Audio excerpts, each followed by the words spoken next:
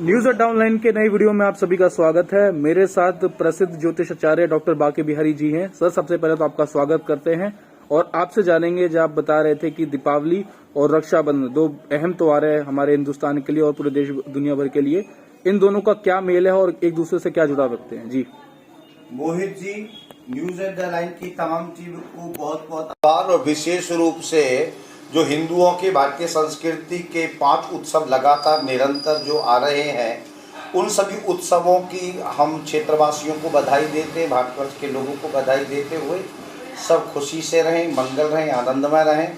मैंने आप बहुत अच्छा सुंदर क्वेश्चन किया है कि दीपावली और रक्षाबंधन का अन्योन्याश्रित क्या संबंध है, ये बता देना चाहता हूँ एक पौराणिक कथा के माध्यम से। बहुत संक्षिप्त में बताऊंगा कि जब भगवान ने देवताओं के कल्याण के निमित्तार्थ जब वामन रूप धारण किया था, वामन रूप धारण करने के बाद राजा बलि के दरबार में जब पहुँचे थे, तो उस समय उन्होंने जब भिक्षाटन के लिए 3.5 पग की भूमि जब मांग की थी, उस समय शुक्राचार्य के बार बार मना करने पर भी राजा बलि ने अपनी दानवीरता को दिखाते हुए दान कर दिया था कि 3.5 जो भी भूमि है, 3 पद है, वो सब के सब हम दान करते हैं। हालांकि खूब समझाया था शुक्राचार्य जी ने कि माया का कारण माया वेश है, ये कोई कारण देवताओं की बड़ी छदम चर्चा है। पर बलि ने कहा जो हमने वचन भर दिया है वो सबसे महत्वपूर्ण है। तो इसके उपरांत भगवान विष्णु बड़े प्रसन्न हुए और राजा बलि को आशीर्वाद दिया कि भाई आपका नाम तो होगा ही होगा, यह तो हम मानते हैं, परंतु इस खुशी में दीपक भी जलाए जाएंगे आपके स्मरण में। एक तो ये बात स्पष्ट होती है। दूसरी बात, यहाँ से एक नई कथा और शुरू हो जाती है कि जब राजा बलि ने से खुश होकर के भगवान विष्णु ने कहा कि भाई बताओ वर मांगो, हम तुम्हारी दानवीरता से प्रसन्न हैं, तो उन्होंने कहा हे प्रभु, आपने मुझे पाताल में डाल ही दिया है। अपने चरण जब उन्होंने रख दिए थे, एक स्वर्ग में, एक जमीन पर, एक पाताल में जैसे ही रखा था, उन्होंने अपना सिर धारण कर लिया, कहाँ रखूं? तो उन्होंने अपने पैर के माध्यम से भगवान ने उनको पाताल में कर दिया था। पाताल में जाने के उपरांत वो पाताल के मालिक बन गए थे, परंतु उन्होंने कहा था कि इसकी रक्षा करने के लिए भी कोई चाहिए। वो प्रभु आप हो, आप मेरे द्वारपाल बनकर रहेंगे तो मैं कृतार्थ हो जाऊंगा। तो भगवान भक्तवत्सल है और भगवान भक्तवत्सल होने के कारण उनके भक्त के अधीन हो गए और वहां पर द्वारपाल बन गए। अब यहाँ से नई कथा का मोड़ शुरू हो जाता है। लक्ष्मी जी के पास जब भगवान नहीं आए काफी दिनों तक, और नारद जी से पता लगा कि वो तो द्वारपाल बन चुके हैं, उनके वचनों के अधीन आ चुके हैं, तो उन्होंने तत्काल जाकर के लक्ष्मी जी ने द्वारपाल पे जब राजा बलि की रक्षा बांधी, और वहां से मंत्र शुरू होता है, ये न बद्दो बलि राजा दानवेंद्रो महाबले तेन त्वं बद्या में रक्षे रक्षे माचल माचल। तो वहां उन्होंने अपने बलि के कलाया बांधा है लक्ष्मी जी ने, और उसके बदले में क्या चीज डिमांड करी है? ये भगवान विष्णु जी हैं जो द्वारपाल है, ये मुझे दे दीजिए। तो यहाँ से तो रक्षाबंधन है और वहां से दीपावली का हो गया। दूसरा, सुभद्र मंथन के बाद लक्ष्मी का आविर्भाव हुआ है। 14 रत्न जो निकले हैं उनमें से लक्ष्मी निकली है, जिसको भगवान विष्णु ने वर्ण किया आदि शक्ति के रूप में। हिरण्यवर्णाम हरणीम स्वर्णस्ताम चंद्राम हिरण्मय लक्ष्मीम जात वेदों में आवे, ये भी एक विशेष बात है। तीसरी जग चर्चा है, सब जानते हैं, भगवान श्री राम अयोध्या आए थे, उनकी खुशी में दीपक जलाए गए। अब ये विषय तो अलग हो गए, इनसे भी अलग विषय है बलि का दान, दीपावली, रक्षाबंधन, ये कम अन्योन्या से संबंध बता दिया। स्वामी राम तीरथ जी, ध्यान दीजिए, जिनका जन्म भी हुआ और अवसान भी उसी दिन हुआ, और वो गंगा के तट के किनारे जाकर के उन्होंने ओम ध्वनि के साथ समाधिस्थ हुए थे स्वामी राम तीरथ जी।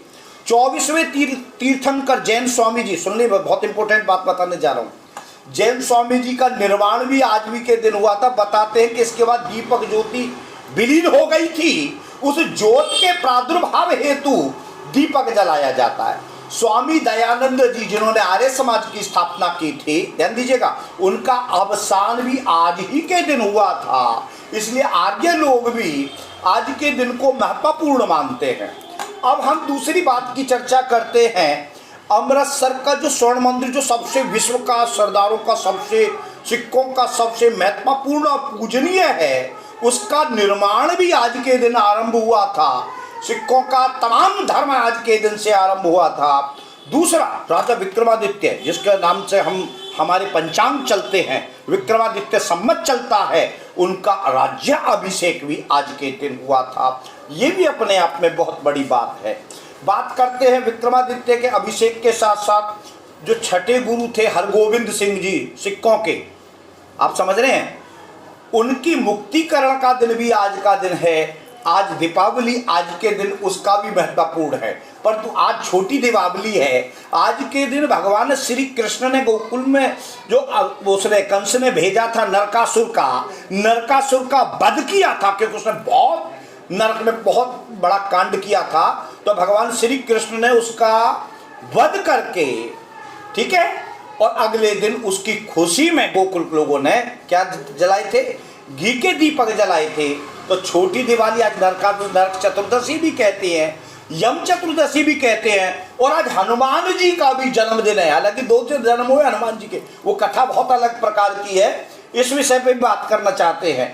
अकबर, बादशाह शाही आलम और बहादुर शाह जफर, ये 3 भी दीपावली बहुत अच्छे ढंग से मनाते थे। अकबर का तो ऐसा बताते हैं कि 40 फुट ऊंचा अपना बांस के ऊपर दीपक, बहुत बड़ा दीपक जिसको आकाश दीप कहा जाता था, उसको जला करके दीपावली मनाने का प्रावधान बताया गया है। शाही आलम का ये तो होगी एक साधारण सी बात है, परंतु दीपावली के विषय में जो बताऊं, दीप माने प्रकाश, अस्तो माँ समदय सदगमय तमसो माँ ज्योतिर्गमय मृत्युर्मा अमृतम गमय। असली जो वेद का मंत्र है, इस मंत्र के अनुरूप देखना चाहते हैं तो हमारे हृदय के अंदर जो काम क्रोध लोभ मद मोह है, उसके अंधकार को नष्ट करके अपने ब्रह्म ज्ञान के दीपक को जलाना वास्तव में आध्यात्मिक दीपावली का पक्ष है। अगर वैज्ञानिक और पर्यावरण की चर्चा करूं तो आपको बता देना चाहता हूं मैं, आप समझेंगे मोहित जी, कि वर्षा ऋतु के बाद सुन रहे हैं, अनेक प्रकार के जानवर, मच्छर, भी डेंगू का जो प्रकोप आपने देखा था, कोरोना तो चल ही रहा है 2020 से, मगर डेंगू ने जिस तरीका से मौत का तांडव मचाया था हमारे आसपास के चारों तरफ परिवेश में, और अब भी चल रहा है। परंतु जब दीपावली के जो दीपक जलते उस प्रकाश से इतना अनंत प्रकाश होगा, तो आप निश्चित रूप से मानेंगे कि वहाँ की वो जो तमाम प्रकार के जो जीवाणु हैं वो नष्ट हो जाते। बम पटाखे चलेंगे, उससे सारे जीवाणु नष्ट हो, हालांकि पॉल्यूशन होगा, परंतु बीमारी का नाश होना बहुत ज़्यादा जरूरी है। इस तरीका के दीपावली के शास्त्रों में, वेदों में अनेक प्रकार के उल्लेख प्राप्त होते हैं।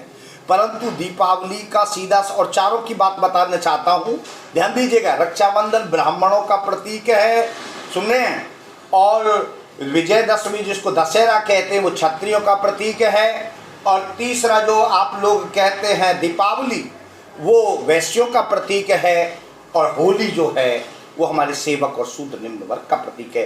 ब्राह्मण वस्य मुखमासीद बाहु राजन्य कृत है उरु तदस्य पद्यांग सूत्र जाते। वेद के मंत्र में कहा है कि भगवान के मुख से ब्राह्मण पैदा हुए हैं, हाथों से क्षत्रिय पैदा हुए हैं, उरु और जंगाओं से क्षत्रिय नहीं, हाथों से क्षत्रिय पैदा हुए हैं, उरु और जंगाओं से वैश्य, और पैरों से कौन पैदा हुए हैं?